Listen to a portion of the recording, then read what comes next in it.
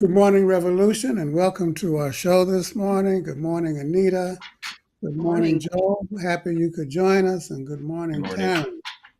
Good morning. Both Scott and Rosanna have the day off. We hope to see them back next week. But this week we got a lot to talk about. Big developments, cancellations of substantial portions of the student debt. There was the primaries on Tuesday. And I really got to ask Anita what the hell's going on in Ohio. And then we want to ask a very important question to all the Marxists and Marxist-Leninists and socialist and communist-minded people in the House. And that question is, I want you to think about this now. What is the most important idea in the doctrine of Karl Marx? The most important idea. Um, and if you can tell us that, well, you might win a couple of brownie points. And then last but not least will be our mailbag. We want to ask Joel and Anita and Taryn, when the Communist Party comes to power, your president, vice president, what would you do in your first 100 days in power? But first and foremost, uh, Joel, Fidel Castro once said that the third world debt is unpayable and uncollectible. Does the same thing apply to the student debt in this country? Yeah, I think, the student debt is a system of debt peonage for the working class to force them to work, uh, to reduce the benefits of higher education, and to sort of chain them to their desks and to their workplaces. Yeah. Have you paid off yours? I still ain't paid off mine. Uh, it is, I'm in, the pause. I'm in the pause. In the pause phase. Yeah, and it's been Aaron, 20 years, so. $1.75 trillion owed in student debt. What does that mean? It's just a number, but can you help us quantify that? I mean, how do you say that in a way which gives our listening audience an idea about the burden that's faced by working class students and their parents? You're asking Well, me? Oh, sure. Darren, yes, Darren. No, I mean, I think it's a mortgage on the future. It's a mortgage on the future, basically, right? It kind of assures, like Joel was saying, that people are going to be chained to their desks. They're going to be terrified of doing anything that might upset their ability to pay back their student loans. It means that people are not going to be able to buy houses. It means that people are not going to be able to raise children. And I think that it being unpayable and uncollectible is absolutely, for sure, spot on.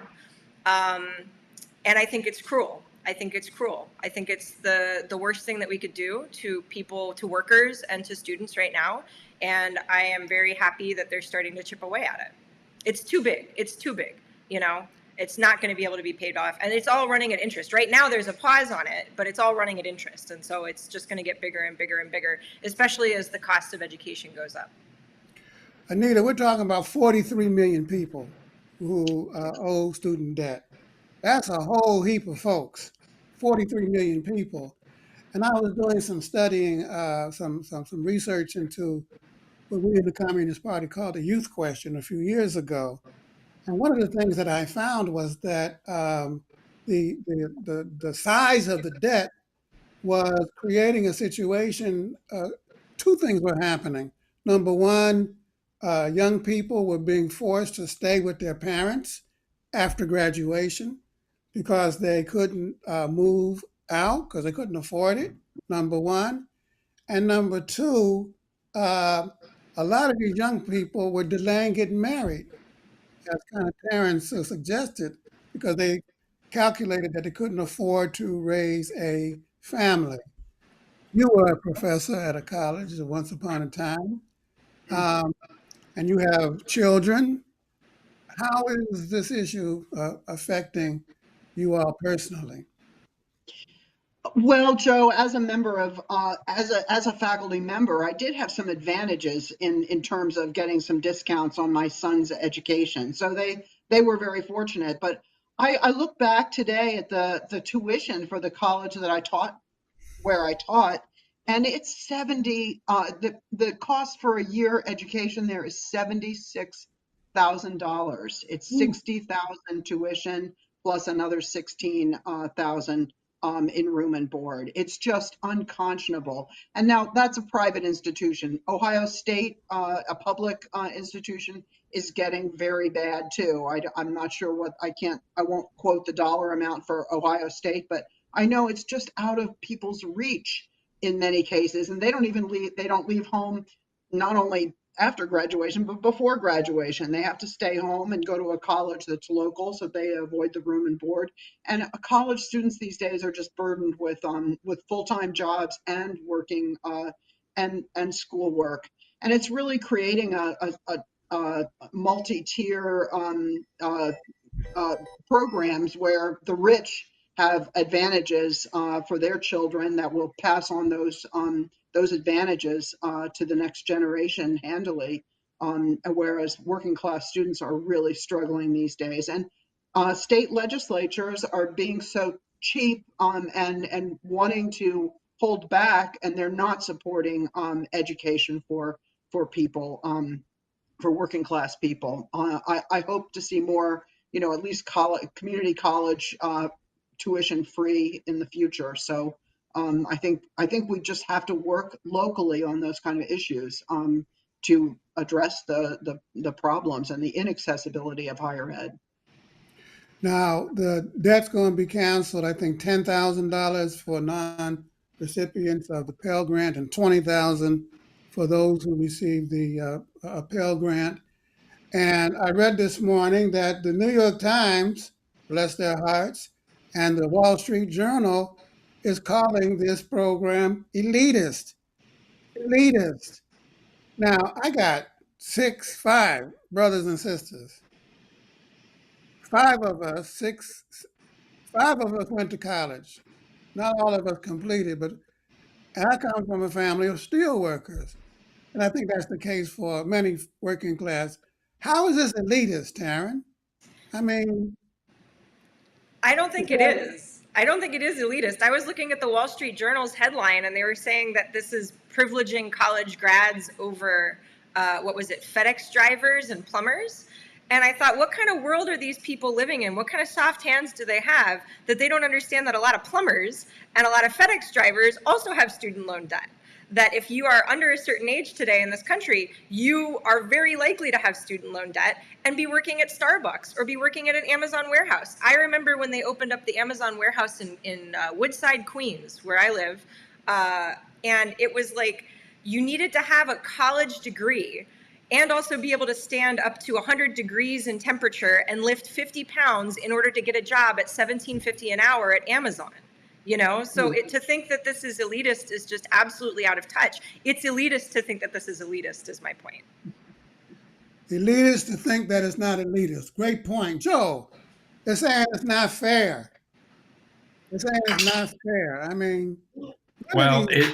you're talking about a policy that affects 43 million people, so it's fair, and it's working class people. And if you think about graduation rates and retention rates at universities and colleges, there's still a lot of people that are not able, for various reasons, usually financial, despite this kind of program, not able to complete their college education and are sort of thrown back into the workforce without completing it and trying to find work and trying to find a living.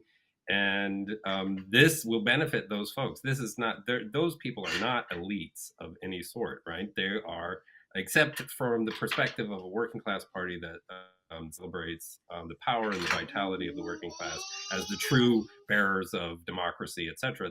Otherwise, the New York Times and the Wall Street Journal can kind of stuff it, as far as I'm concerned. Anita, don't we need a class analysis of this thing? Speaking of elites, I mean, you know, it just boggles my mind The student population in this country is mainly working class. And hear me now, it's too goddamn big to fail. They can bail out Ford, they can bail out Chrysler, they can bail Mhm. out Chase Manhattan Bank. They don't say nary a peep. Nobody says anything. But you bail out working class students, and all of a sudden, it's elitist. Talk about hypocrisy. Anita, tell us Yeah, about hypocrisy. right. Well, think about the Trump tax cuts that took place a couple of years ago, or I guess maybe more than a couple now. They went the primary beneficiaries of all of that money was the very wealthiest of Americans. And that was, I mean, that was elitist. That was just serving the elite and giving, shoveling more money or funneling more money up into the ruling class uh, area. So I really think, I mean, this policy by definition does not affect people who are making more than 125,000 a year, I believe, is the figure. So it's completely not elitist. I don't know how they can even make that claim. Just a historical note, I was reminded yesterday that when the 2007 2008 mortgage crisis started, the subprime crisis started, they Obama administration did two things. Number one, they bailed out those big three auto corporations, but they also provided support for a lot of the Black and Latino and senior citizens who lost their homes. And there was this joker in the Chicago Mercantile Exchange who took the floor and railed against the position of the Obama administration on bailing out the homes. And there was this revolt of these stockbrokers, and that's what started the Tea Party, if you Mhm. remember. That's what started the Tea Party. So on the one hand, they ain't saying now word about the big banks that they bailed out or the auto companies that they bailed out. But when you bail out working class families, oh, they got a big problem with that. That goddamn movement was racist from the beginning. And they said nothing about this racist policy that was directed against Black and Latino homeowners, where they sold them loans that they knew that they couldn't pay back, and then they shorted them. They bet against them, and they made billions, and they almost brought down the world economy as a result. Well, we got to move the discussion. Congratulations to those who supported this effort, passed it. Didn't go far enough, in my opinion. Didn't go far. Should have Yeah. been 50,000 at least. But it's a step. It's a step in the right direction. Um, Taryn, 2 days ago, we sent out a pledge, a voter pledge, and the email had a title and subject. It said, "Freedom is on the ballot." One of my comrades called me up and said, "Joe, I'm really mad at you." I said, "Why are you mad, dude?" He said, "Freedom is on the ballot." He said, "What kind of bourgeois nonsense is that?" He said, "Freedom is not on the ballot." He said, "When we have working class power, freedom will be on the ballot." And I said, "Yo, wait a minute now. I just saw a commercial that was put out by Beto's campaign in Texas.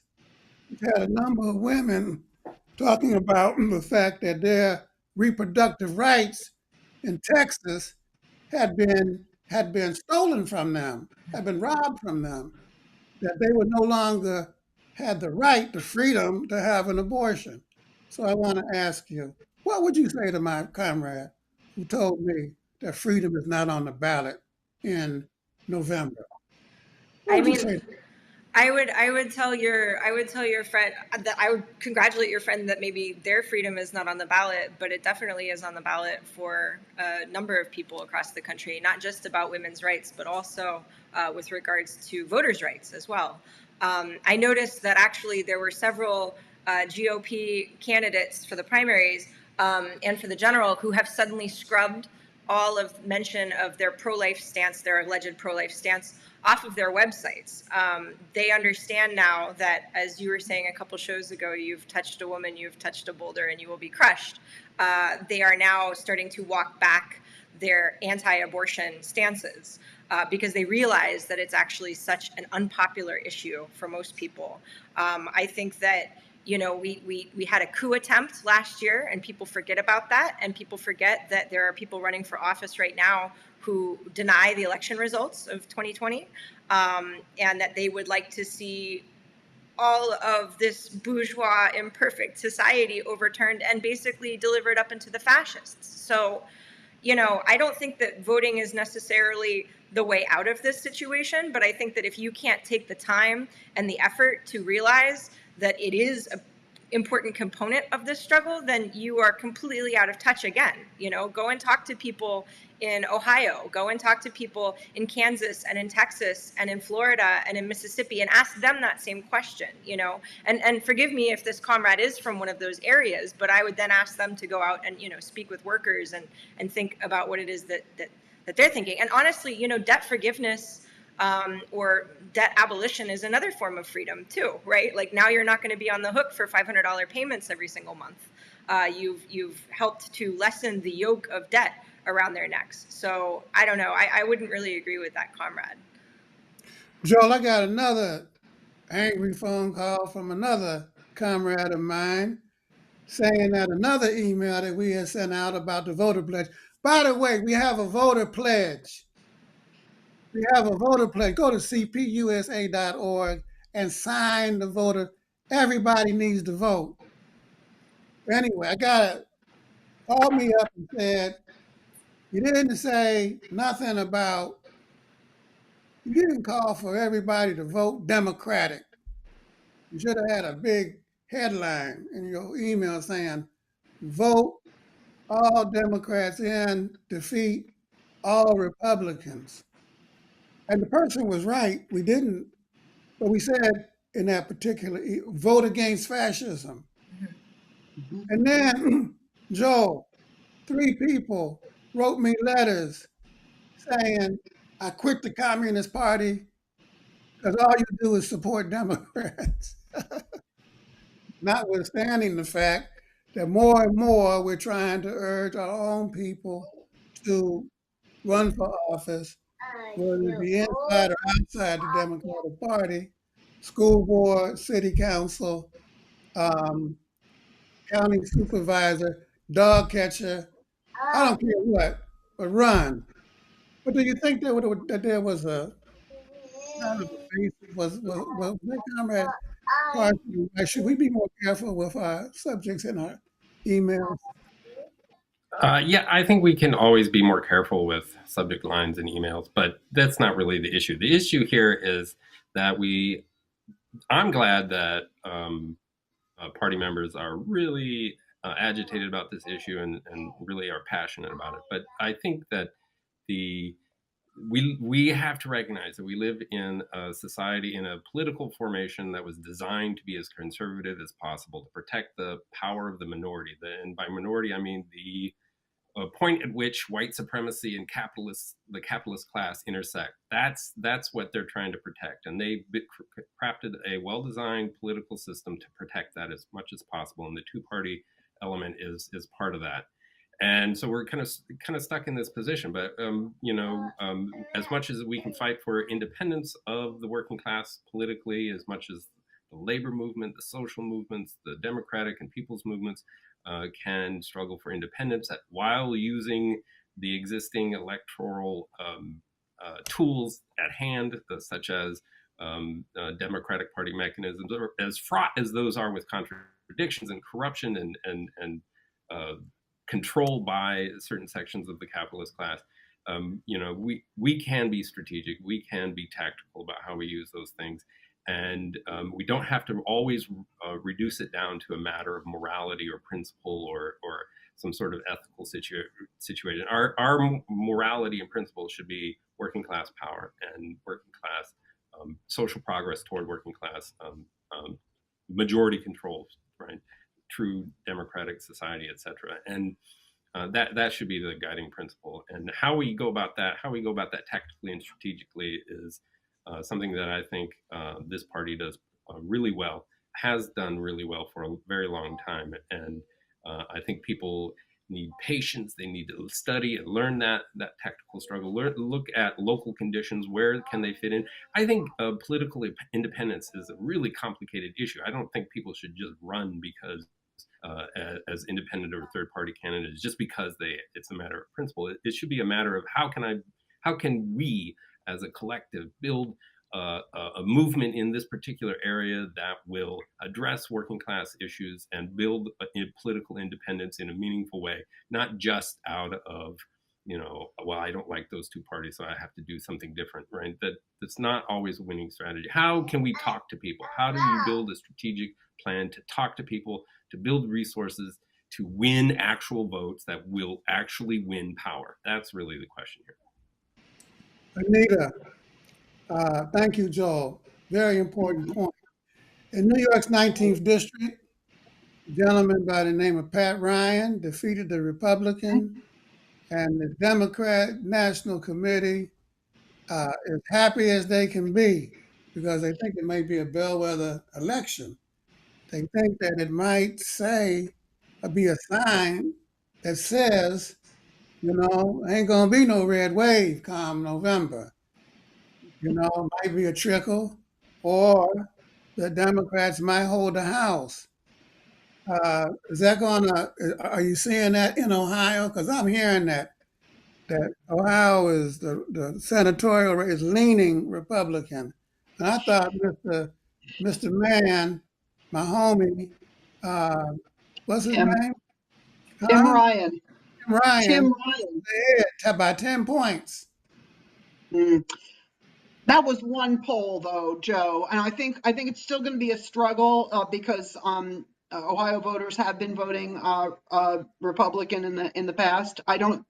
I also want to say I don't think we're always supporting the Democrats in everything that they do. That in the very local politics and, for instance, Columbus City politics, the Democratic Party has a lot of problems, and we're really working on the side of women of people's movements, as Joel said.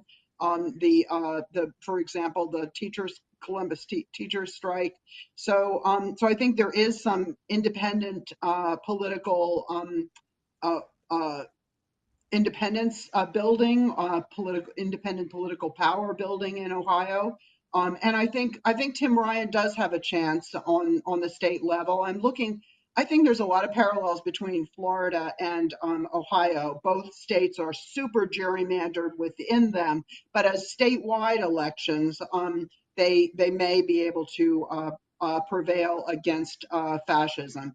And the race between DeSantis and Charlie Crist is one of those against Val Demings against Marco Rubio and Tim Ryan against J.D. Vance all fall into that category of hopefuls. I mean, we have hope in those cases. But one of the big problems, of course, is the Biden administration's foreign policy. And a lot of young people are like, hello, I ain't voting for this guy because he's done taking this position in Ukraine. He's trying to isolate China. He's putting Cuba under heavy manners. He's trying to overthrow Maduro and Venezuela. I ain't going to be part of that. But here's my opinion. The issue, and all of that is true, but the big issue is that we have to build a peace movement that is capable of pushing, moving, insisting by means of political, moral, economic force the administration in another direction. And the issue is that more likely to happen under a Republican Trump magma majority or a Democratic majority? That's the issue.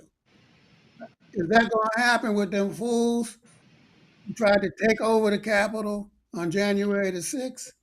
And them 100 and some odd fascists who voted to support it? Or is it going to happen with those who, now remember, y'all, half of the Democratic caucus, with all their problems, voted against increasing the military budget over and above what Biden and them called for. Half of them voted against it. You know, so we have got to build a movement on the ground, and part of that movement has to be to build a bigger and stronger Communist Party. Um, Before we end, two more things. Quick lightning round. Darren, most important idea in Karl Marx's doctrine. I mean, I would have to say his critique of political economy, Joe. But I mean, obviously, I think that there's a lot within that critique. But I don't think that you can necessarily single it out to just one thing. I think there's a lot of really like vibrant discussion about what the critique means and how to apply it to today's conditions, and also not just today's conditions in the United States, but in different kinds of conditions across the world. So I don't know if that's like a bailout answer, but I would say his critique of political economy. Anita, Taryn agrees with Frederick Engels, who said that the main thing that Marx did was uncover the secret of surplus value. Your opinion? I would say, What's the most I think important idea? Taryn had a good answer. I would say I think the primacy of class struggle and the context of historical materialism that class struggle is portrayed in. I think that is the most crucial thing. The thing that has helped me understand those processes today and really understand things that are inexplicable otherwise. So Struggle over the division of the workday is the basis of the class struggle. Capital has to maximize its profits. They have to. It's a dog-eat-dog world out there. Not just any profit, highest profit. And the workers have to survive. They have to earn as much as they have to fight as hard as they can, collectively bargaining, striking to pull back some of the value that they create. That's the basis of the class. That's why it's inevitable. Joel, most important idea in the doctrine of Karl Marx. I think the most important idea is that his recognition that the foundation of capitalism is the European slave trade and the genocide of indigenous people that constituted the system itself, right? That without those facts, imperialism, without enslavement of millions of people, without the destruction of whole societies in the Western Hemisphere, capitalism doesn't become the thing that it is. And from that flows our knowledge and our understanding about the strategic need to fight white supremacy, fight imperialism, etc. So that, I think, is so crucial in the present. Primitive accumulation, Marx called it, of capital. Lenin argued that the most important, none of these are wrong, by the way. Lenin argued that the most important idea in Marx was his positing of the leading and independent role of the working class in the struggle for a new society. He said that is the main thing, y'all. And you put what our comrades have said this morning all together: critique of political economy, discovery, surplus value, you take the issue of the primitive accumulation, you put that together with what Anita said and Lenin, and you have the beginnings of a complete doctrine. One of these days, the Communist Party is going to get elected into office. We're going to be the leading party. It's going to be a coalition, but we're going to be the dominant force, or one of the dominant forces in that coalition. And Taryn, you're the president. What would you do in the first 100 days? Is this the mailbag question? 3 things. Let's Number see. 1. 3 things. Hang on a second. Let me bring up the mailbag question. Here we go. Three things that I would do. The first thing that I would do is sort of assess. I don't know. I feel like when the Communist Party comes into power, that the conditions are going to be very, very different than they are now, right? And so I think that like having an assessment of what the conditions are and what it was that enabled the Communist Party to come to power is going to be important in figuring out what those three things are. I think that redirecting society's resources away from death machines like the Pentagon and anti-abortion movements and anti-trans movements and white supremacist movements into rebuilding communities that have been ravaged by capitalism and imperialism is going to be key. I was actually thinking right now I'm in Dayton, Ohio, actually, and the city has obviously been ravaged, as many others have, by capitalism. What would it mean to start a swords into plowshares program where we got we defunded the Pentagon, and then every single municipality and state and community could approach, a board or something and say, this is what we want the money for. This is what we want the money for. We want it for public transportation. We want it for education. We want it for infrastructure. We want it for reparations. We want it, different things that the community might decide collectively, not necessarily a direct vote, but perhaps, a coalition of unions and civil society organizations and stuff like that. Was something I was kicking around, but obviously it would really depend on what the situation was. In Russia, it was to get out of the war. In Cuba, it was to overthrow a dictatorship. So there are different conditions as to when we come into power, I feel. I heard two things: redirect resources and cut the military budget.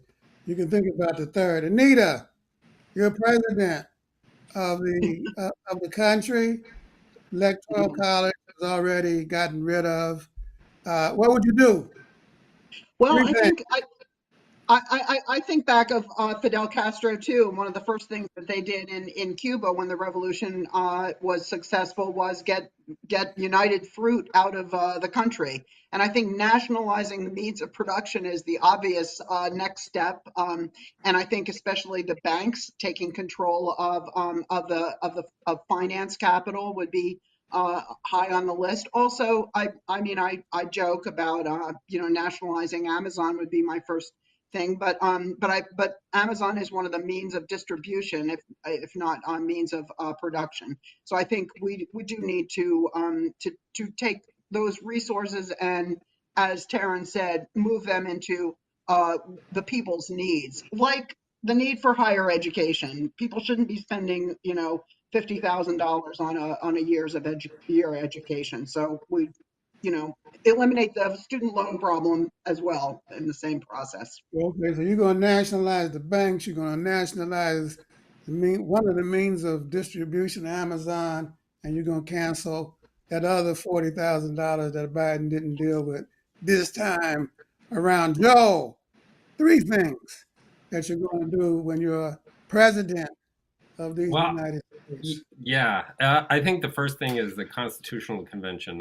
You said the Electoral College has already been erased, but I think a Constitutional Convention that radically reimagines the political structure of the country, right? Eliminate the U.S. Senate as this conservatizing force. It's non-representative. Eliminate the idea of non-representational politics. Eliminate corporate control of the political process, etc. All of those things. So radical, a constitutional convention that establishes Bill of Rights socialism, I think, is a big first step.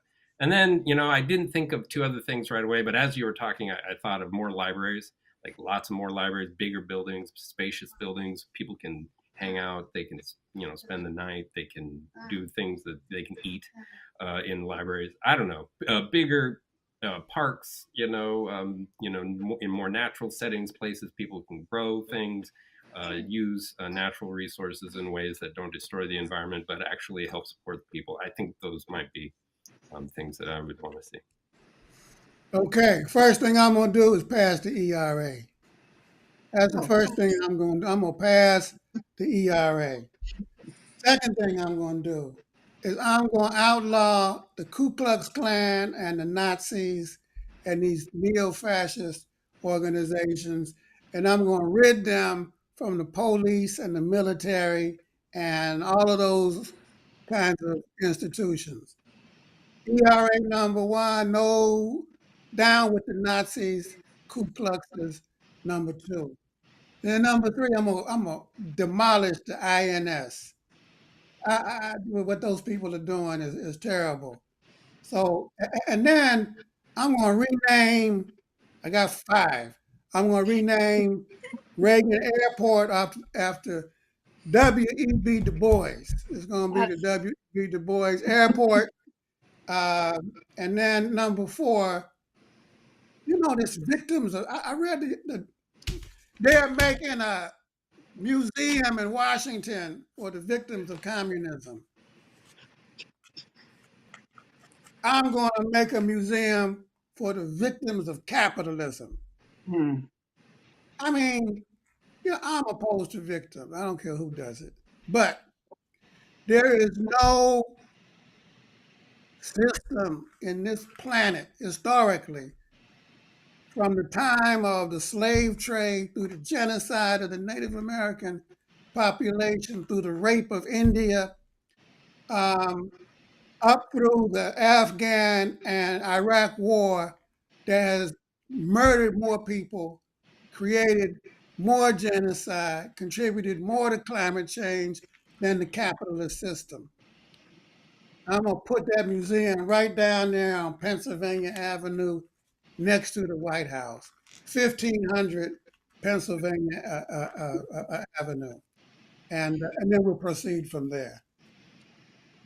Thank you, everybody, for watching our show this morning. Joe, have a great week teaching. Taryn, have a great week teaching. Anita, have a great week organizing the working class in Ohio along with your comrades. Everybody, stay strong, stay safe, stay in the fight. We'll see you next week.